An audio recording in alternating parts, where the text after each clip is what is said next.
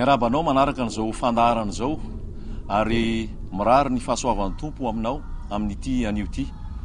Raha hitory an'izao teny izao zahay dia ny manery anay ato anaty dia ny ampiomana anao ny amin'ny fiverenan'i Jesosy, ny ampiomana anao ny amin'izany andro lehibe izany. Jesosy raha niainga ho any an-danitra dia nilaza tamin'ny mpianatra izy hoe andeha ahako dia hanamboatra fitoerana ho anareo, ary rehefa vita ny toerana izay nomaniko anareo dia ho avy koa ahako ary haka anareo, ary any amin'izay hitoerako no hitoeranareo. Rehefa niakatra ho any an-danitra Jesosy, ny anjely ihany koa dia nilaza hoe ry lehilahy Galiliana, nahoana ianareo no variana mijery ny lanitra? Fa iny Jesosy izay nakarina ho any an-danitra iny dia mbola hiverina indray tahaka ny nahitanareo azy niakatra. Ny tenin'Andriamanitra tsy ho levona, ny lanitra sy ny tany ho levona, fa ny teniko tsy mba ho levona hoy Jesosy Tompo. Ny marina ny lazay ny tenin'Andriamanitra. Andriamanitra tsy olombelona ka handainga, na zanak'olona ka hanenina. Motsy ny laza va izy, motsy efa nilaza va izy ka tsy nohefainy zany. Maro be ny faminaniana ao amin'ny tenin'Andriamanitra, milaza zavatra maro be no efa tanteraka, maro ny eo andalam-pahatanterahana, ary maro no avy tsy ho ela.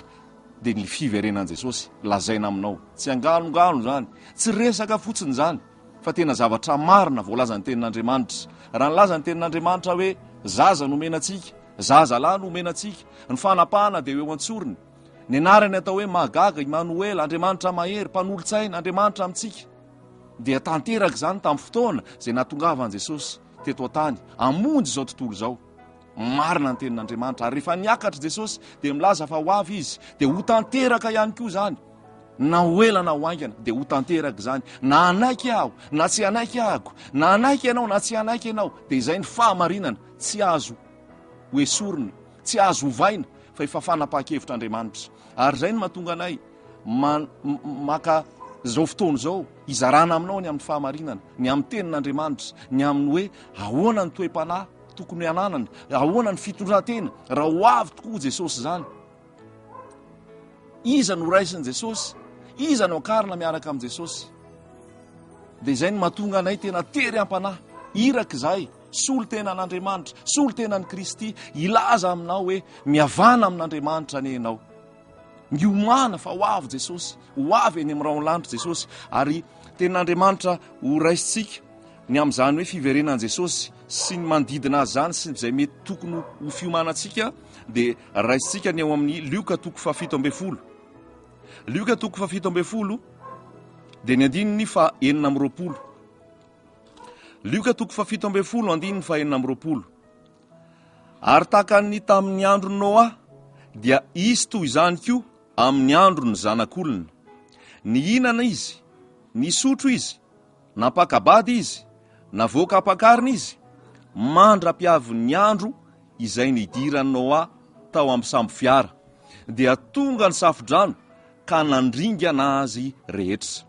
Ary tahaka ny tamin'ny andro ny Lota koa, ny hinana izy, ny sotro izy, ny vidy izy, ny varotra izy, namboly izy, nanao trano izy. Fa tamin'ny andro izay nivoahan'ny Lota avy tao Sodoma, dia nisy afo sy solofarany latsaka avy tany an-danitra ka nandringana azy rehetra. Dia tahaka izany koa amin'ny andro isehoan'ny zanak'olona.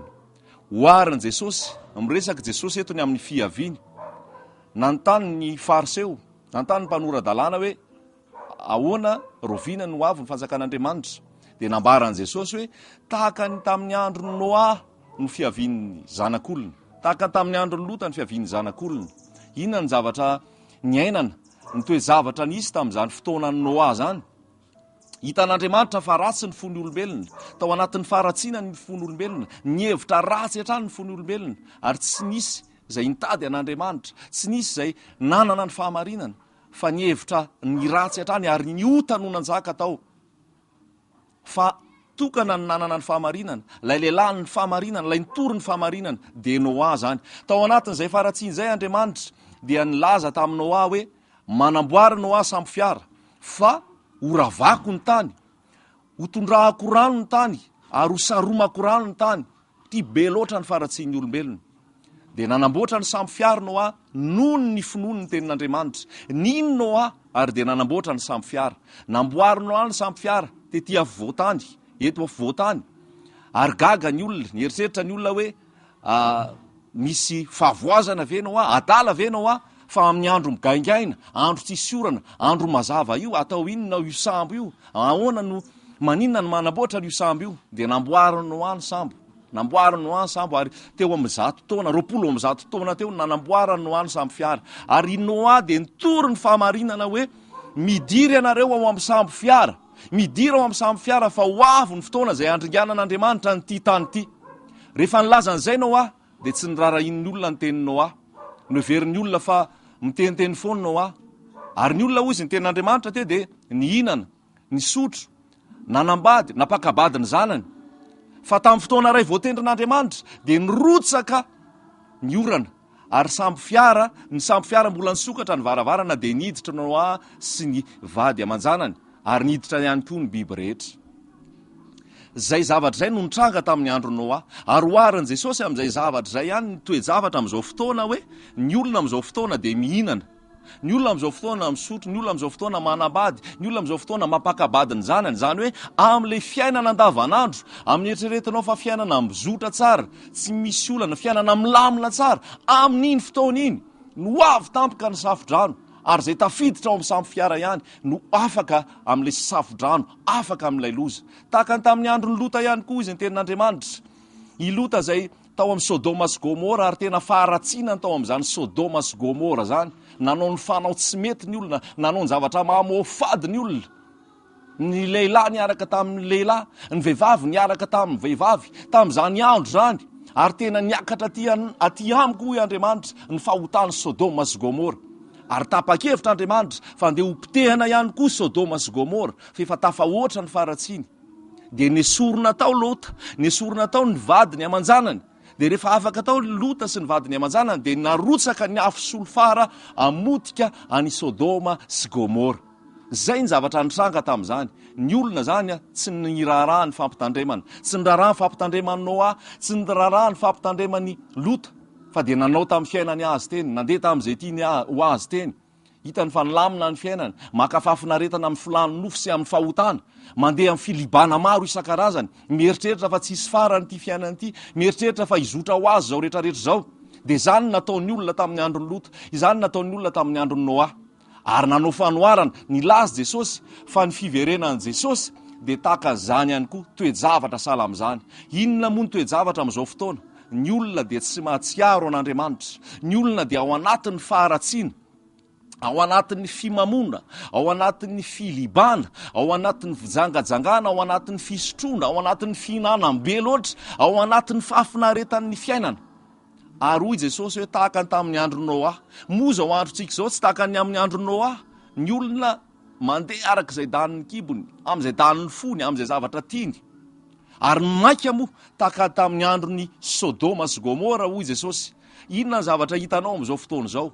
Ekena malalaka ary eken'ny fanjakana, ny mariage homosexuel, ny lehilahy hiaraka amin'ny lehilahy ivady, tahaka ny firaisana amin'ny lehilahy sy ny vehivavy hiaraka amin'ny vehivavy ivady ary anangana zaza. Mahatsiravina zany, fahotana miopapana zany. Ary tamin'ny andro Sodoma sy Gomora de hoy Andriamanitra hoe efa tafiakatra loatra aty amiko ny fahotany zanak'olombelona, ary hopitehako Sodoma sy Gomora.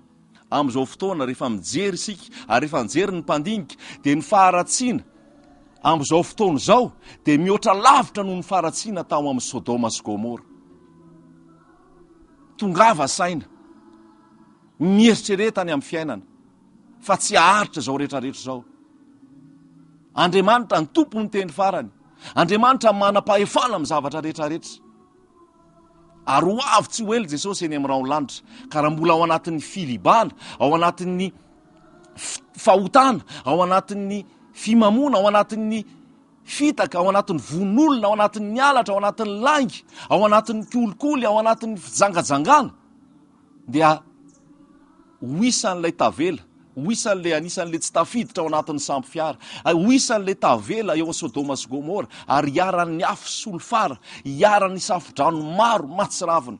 Izany no mahatonga anay tery am-panahy tsy avelan'ny fanahan'Andriamanitra izahay, fa hanambara aminao fa ho avy eny amin'ny raolanitra Jesosy, ho avy eny amin'ny raolanitra Jesosy, ary eny an-tana ny fahamaliana. Andriamanitra tsy azo vazivaziana, fa zay nafafon'ny olona nojinzainy.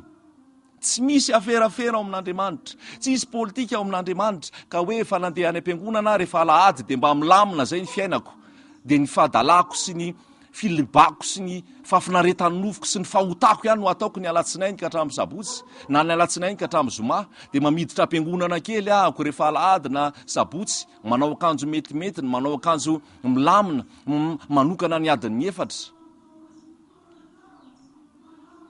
Mahadiso hevitra anao izany, fa tsy zany ny famonjena. Tsy zany ny famonjena. Ny famonjena tsy zany velively, tsy fombafomba atao ety ivelany, tsy fanarahana atoko-ponona, tsy fanarahana fikambanana, tsy fanarahana atoko-pivavahana, tsy fanaovana asa ety ivelany, tsy azonao ny lanitra zany, tsy azonao hiakatra eny amin'ny raha ny lanitra zany, sady hanompo an'Andriamanitra, modimody hanompo an'Andriamanitra no any amin'ny filibana maro isan-karazany. Voalaza ny tenin'Andriamanitra fa ho avy tsy ho elan'ny tompo. Milaza ny tenin'Andriamanitra hoe any am-parany any dia hisy andro mahory, fa ny olona ho tia tena, ny olona ho tia vola, ny olona ho mpandoka tena, ny olona tsy hanajo izay masina, ny olona ho tia fafinareta mihoatra noho ny fitiavana an'Andriamanitra, ny olona tsy hanora isireny.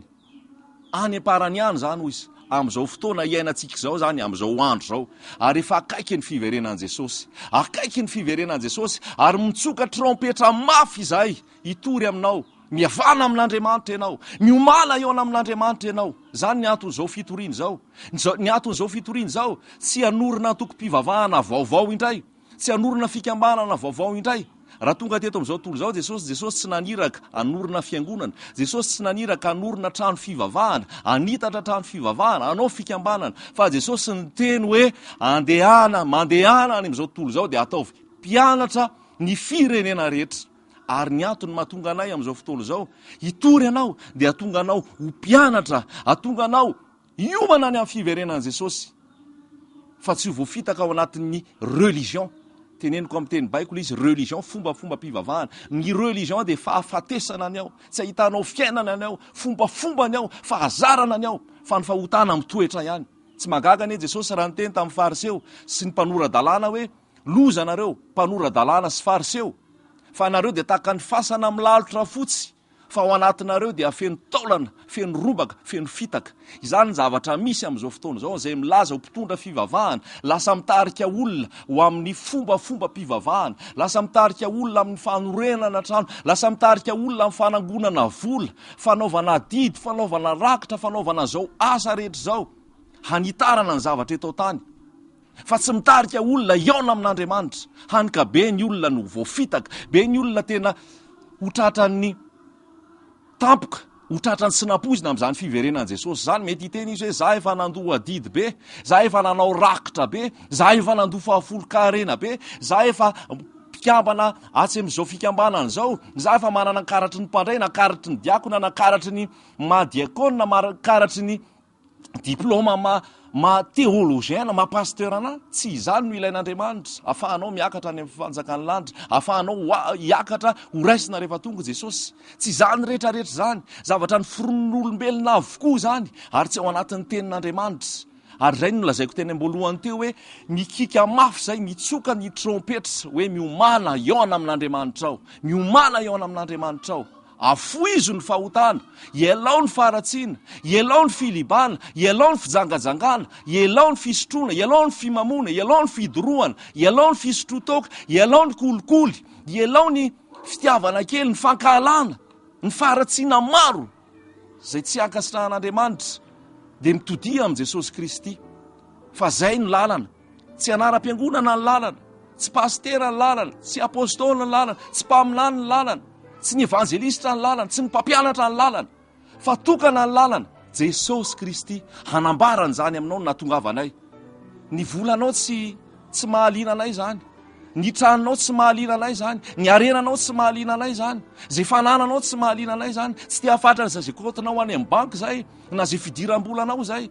Fa ny mahaliana anay dia ny fonao ve efa tafahavana amin'Andriamanitra, ny fonao ve efa nibebaka ny ala tamin'ny faratsiana, ny fonao ve madio vonona hiakatra hiaraka amin'i Jesosy. Fa amin'izao fotoana izao dia maro ny olona ny voafitaka, satria mieritreritra fa ny vola makarena, no azona famonjena. Mieritreritra fa nyzany fivavahana zany, zany fiarahana amin'ny Jesosy zany dia fangoronan-karena zany, mba hitombo ny fananana, hitombo ny vola, hitombo ny trano, azo fananana maro. Aoka tsy hofitahana ianao fa tsy zany ny fivavahana, tsy zany ny fiainana miaraka amin'ny Jesosy. Nefa nitoriana aminao sy dradradradraina aminao amin'izao fotoana izao dia zany, azo vola, azo arena, azo fitahiana, azo fananana be. Fa ny lanitra ve azonao? Raha ho avy Jesosy eny amin'ny raha ho lanitra, ho tafiakatra ve ianao? Fa hoy Jesosy, tsy mahay manompo an'Andriamanitra sy mamony ianareo. Sarotra hoy Jesosy nidira manan-karena amin'ny fanjakany lanitra. Ary Jesosy dia niteny marimarina fa raha misy te hanaraka aho izy, dia aoka izy handany tenany ka hitondra ny azo fijaliana isan'andro. Inona ny tenanao? Ny tenanao dia ny mombanao sy ny tenanao sy ny asanao sy ny fianakavianao sy ny fanananao sy ny arenanao. Reny rehetrarehetra reny dia hoy Jesosy, aoka ho lavinao reny dia hanaraka ahy ianao. Amin'izao fotoana izao atao izay iraiketanao amin'ireny. Nefa hoy Jesosy hoe tsy mahay manompo an'Andriamanitra sy mamony ianareo. Dia voafitaka ny olona maro. Ary ny mpanompon'Andriamanitra izay mitondra fivavahana, izay manorina tokom-pinoana maro isan-karazany, aoka ianao hitandrina, aoka ianao hiverina amin'ny tenin'Andriamanitra. Fa ny olona tsy ataonao fakana vola, ny olona tsy ataonao fakana arena, ny olona tsy atao amelona anao. Tsy ny ray aman-dreny no velomina, tsy ny zanaka no miany ray aman-dreny, fa ny ray aman-dreny no miany zanaka. Aoka hazava tsara zany. Ato amin'ny tenin'Andriamanitra zany mahazava tsara. Ny mpiandry ondry ozy izy manolotra ny ainy, hamonjy ny ondry. Fa ny pikarama nady, ny pikarama tsy enony. Ary ny pikarama raha vao tonga ny ambody dia lasa mitsoka ny pikarama.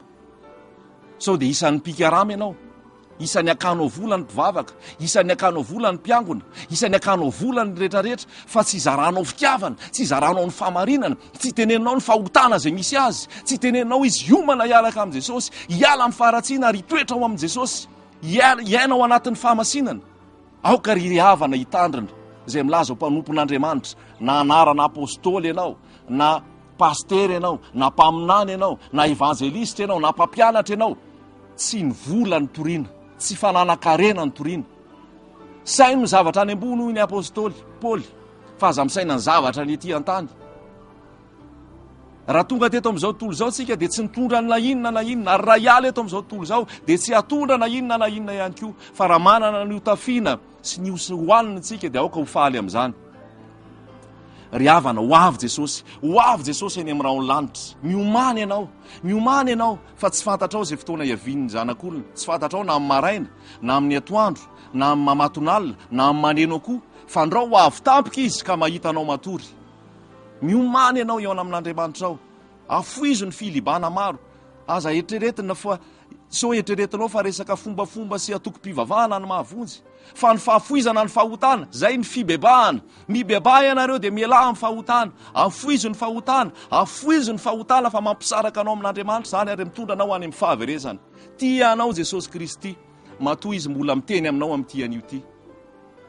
Ambarako aminao ihany tsy atoko-pivavahana, tsy toko-pinoana, tsy anaram-piangonana, tsy olona ny torianay, fa Jesosy, ilay lalana, fiainana, fahamarinana, afaka hitondra anao eny amin'ny raha ho lanitra. Rehefa ho avy tsy ho ela izy, aoka ianao hiala amin'ny faharatsiana. Ny tompo miatso anao amin'ity androany ity, mibebah ianao, aza mangatakandro, anio raha ihany ny feoany ianao, aza manamafy ny fonao, fa minoan Jesosy. Mety eritreritra ianao hoe tsy mikasika ny fiainako mihitsy zany resahany ty rangaty zany, fa ny azo ao ny varoko ny manahirana, ny azo ao ny zavatra hosotroko ny manahirana, ny azo ao ny ekôlasin-janako ny manahirana, ny azo ao ny hofatranoko ny manahirana, ny azo ao ny aretiko ny manahirana. Lazaiko anao no mahatonga an'izany rehetrarehetra zany dia ny fisarahanao tamin'Andriamanitra. Ary any amin'ny fotony ny tena toriko aminao hoe mibebah ianao, miala amin'ny fahotana, manekehan Jesosy dia ilamina zany rehetrarehetra zany. Fa raha hikatsaka an'izany ianao dia osy Jesosy hoe ny jentilisa no mitady an'izany fatratra. Fa fantatry dada, fantatry ny rainao fa tokony ho anao zany. Fa minoan Jesosy aloha, mibebah miala amin'ny faharatsiana. Dia ho azonao ny fanjakany lanitra, ary omen'Andriamanitra maimaimpona ho anao ny zavatra rehetrarehetra. Amen.